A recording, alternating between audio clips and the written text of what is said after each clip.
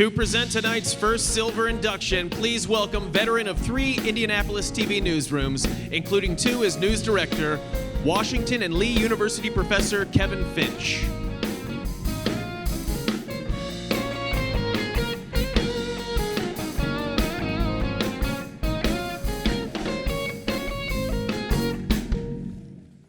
It is a great band. I'm enjoying them all evening. It's good to be back here in Cleveland, and it's good for the first time to be back here and not counting how many, whatever station I was working for, had won up to this point. It's very refreshing not to have a dog in the hunt for a change. I'm here to present the first Silver Circle, and if those of you who aren't that familiar with it, it recognizes individuals who have made significant contributions to television for 25 years or more. John Butte's career spans Louisville, Asheville, North Carolina, San Francisco, and Detroit, reporting, producing, anchoring, and serving as news director before settling in as a news director, including 6 years at WMAR in Baltimore, where he sent a crew to cover the Colts' midnight snowy departure in Mayflower vans from Baltimore to Indianapolis, if he'd only known then how that would all turn out.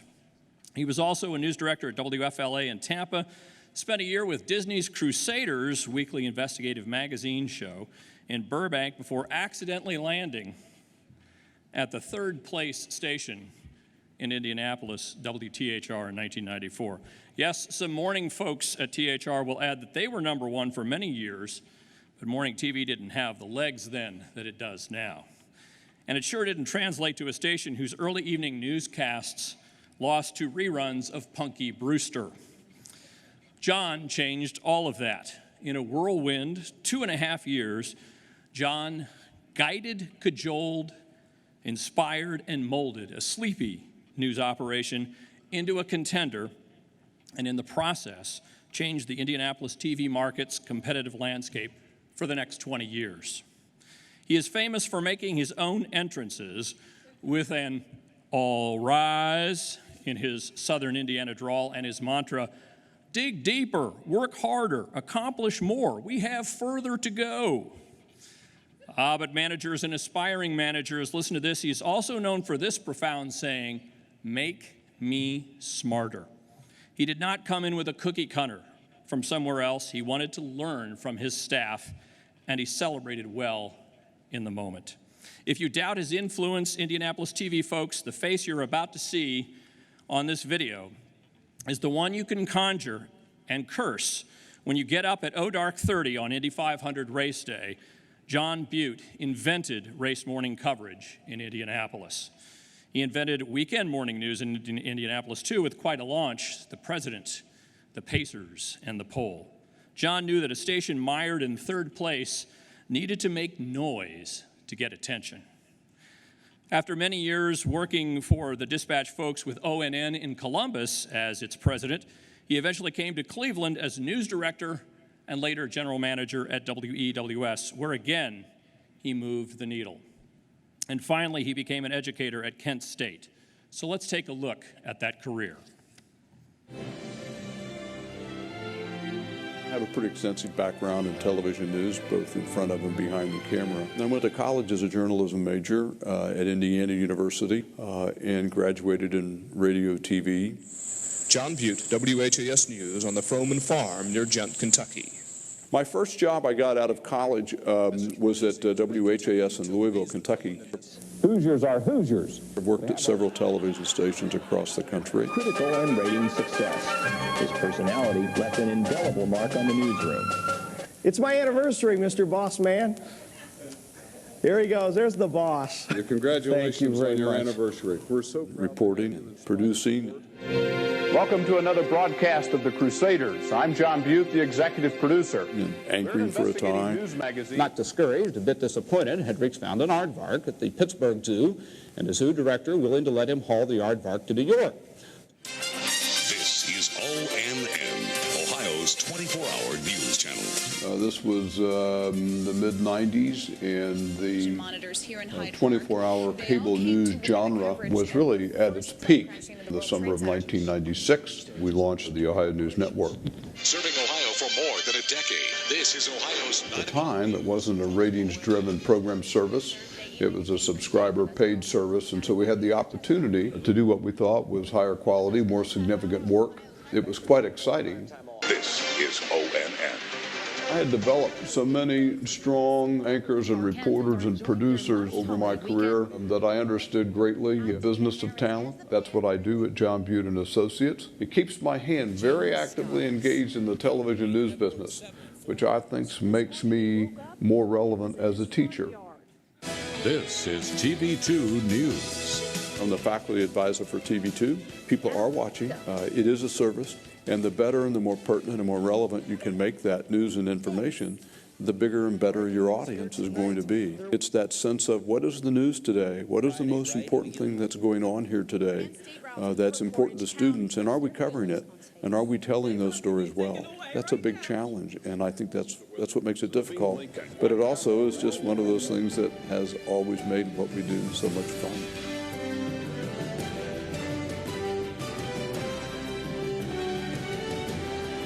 I tell our reporters they're advocates for people and for change. We're really advocates for you.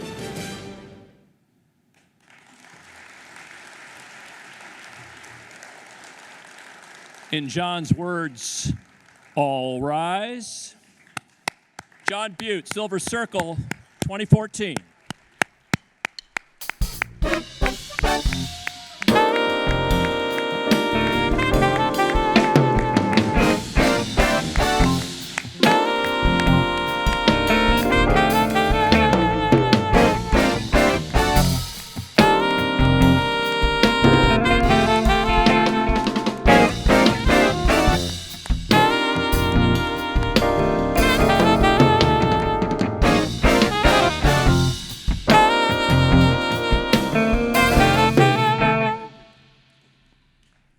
Whoa, that's a pretty big buildup. What do you think? I have a few notes. They said to give a speech, so I figured I'd take the opportunity to at least say a few words. Thanks, Kevin Finch. I always said that Kevin Finch was the president of the John Butte fan club. So,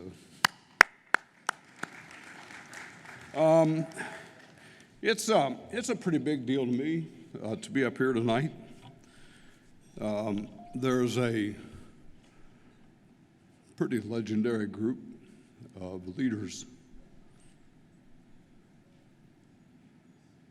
of broadcasters and journalists as you who have had this honor bestowed upon them. Pardon me, I'll get my composure in a minute.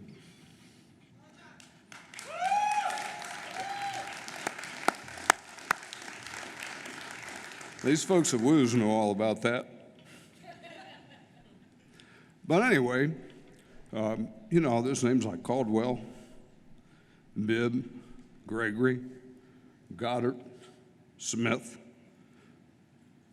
Dominic, Ahern, Henry, Shanley, Cope, Krim, Paris, extraordinary names in television in both Indianapolis and here in Cleveland.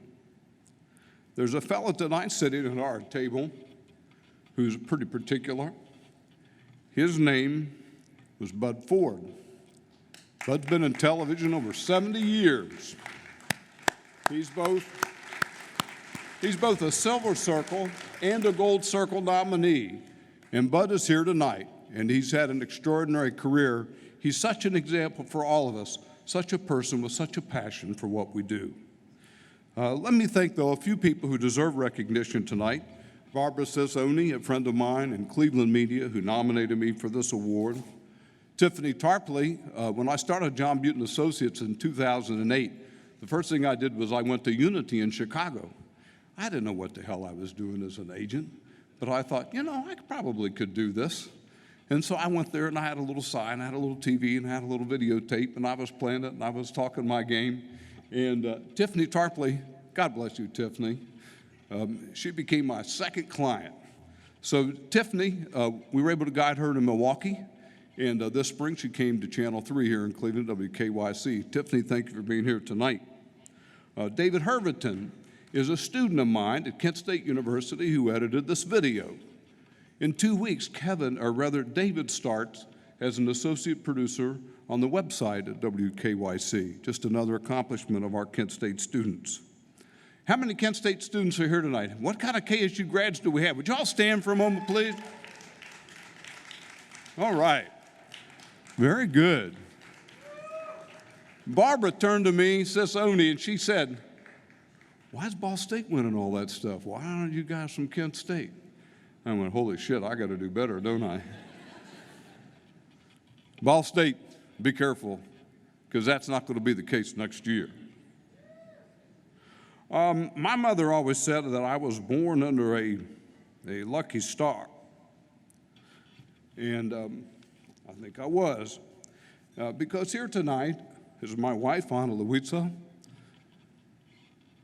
Sanchez Ceballos of Puebla, Mexico, and our daughter, Catalina. They keep me humble, which is a very difficult task, as Kevin knows. Thank you very much for your support. Thank you for your friendship. Thank you for your companionship. Thank you for me and my best friends. My dad always said, talking about his past life was ancient history and who cared. But we always listen, so tonight you get to listen just a little bit. My first news director was a fellow by the name of Bob Morris. I only mention his name not because it really matters. Bob's not even alive, but he gave me my first job, and I'm eternally indebted to that man. My first general manager, also not alive. His name was Mort Cohn. Mort Cohn was the general manager of WLOS TV in Asheville, North Carolina, when I got my first news director's gig in 1974. Mort was a pretty interesting fellow. He really wouldn't let me expand the news department a whole lot. And the reason he said so was, he says, you know, we're a small station in a small town, Market 36. He said, we need to protect our employment. We need to make sure we don't hire people we can't sustain in tough times. So let's hire who we need.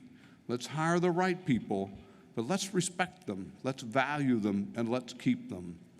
And it was a lasting memory, and one from Mort Cohn that I think he would appreciate that I repeat tonight. Hired a lot of good people along the way. John Saunders and Byron Pitts at ABC, Mark Strassman at CBS. You remember the swimmer, Diana Nyad? I got to work with her at the Crusaders in Hollywood. Angie Tukarski, who's a significant executive. She was a news director at WBNS in Columbus, went on to Denver and then Boston. There's a significant news executive now in New York. The late Jim Boyle was an assistant news director I hired in Baltimore in 1983. Jim went on to be a legendary news director at KSAT in San Antonio. Died prematurely of a brain tumor earlier this year. Was news director there 28 years. What a remarkable run. John Stair, your anchor man at Channel 13 in Indianapolis. Small story about Channel 13, and I'll try and wrap this up. I said to Finch when I got there, it was 1995, I think, spring of 95, and it was Emmy time. I said, Finch, we ever enter the Emmys? He said, well, no, we really haven't. I said, well, hell, we've been doing some pretty good work this year. Let's enter the Emmys. Where is our Emmy chapter? He said, it's in Cleveland. I said, Cleveland? Why the hell do we have an Emmy chapter in Cleveland? But I said, all right, let's enter. I said, we got some good stuff. Well, we won 4 Emmys that year. The next year, I think we won 6 or 7. After that, we've won more Emmys than any other station in this Emmy chapter, year in and year out. Kevin's not counting, but I am. You guys are at 11 tonight. Hats off to Channel 13.